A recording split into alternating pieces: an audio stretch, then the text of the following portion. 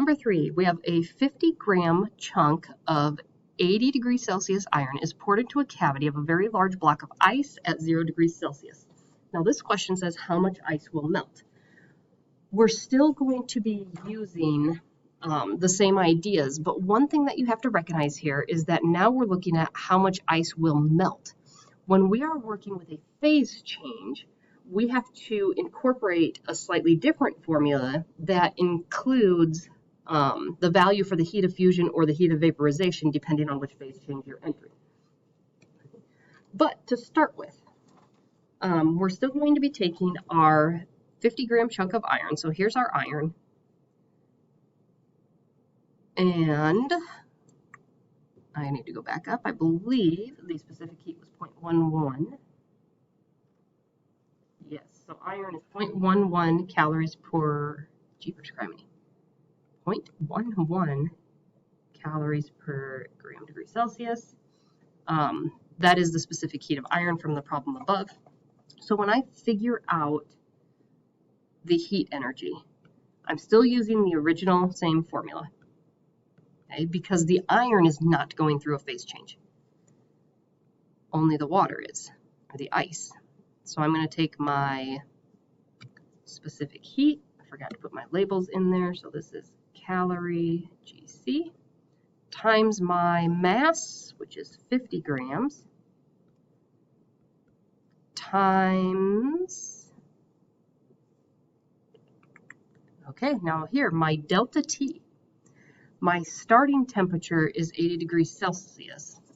It doesn't specifically tell me the final temperature, but I am assuming, and we'll figure this out in just a little bit, that the block of ice is large enough that the entire thing doesn't melt.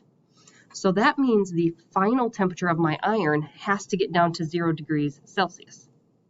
So my change in temperature would be from 80 to 0 degrees Celsius. That's also going to be a change of 80. Okay, my labels take care of each other. So notice this time I'm going to be working in calories again. Multiply those three values, and I get 440 calories.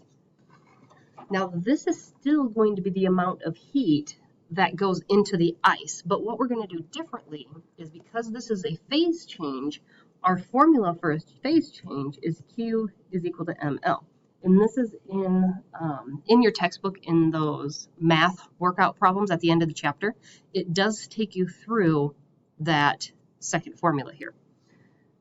Now L represents either the heat of fusion or the heat of vaporization. In this case, we would need the heat of fusion. Sorry about that.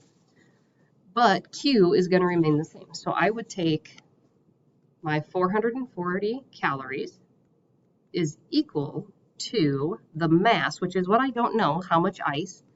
And now the heat of fusion for ice, I had to look this up, is 80.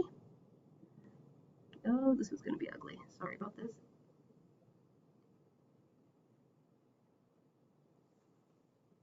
Okay, so it's 80 calories per gram.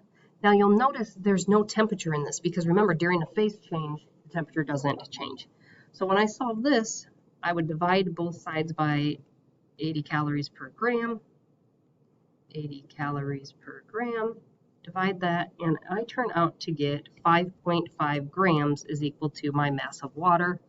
Again, check for significant figures, and I would actually need to round that to 6 grams is my mass for my water on that one.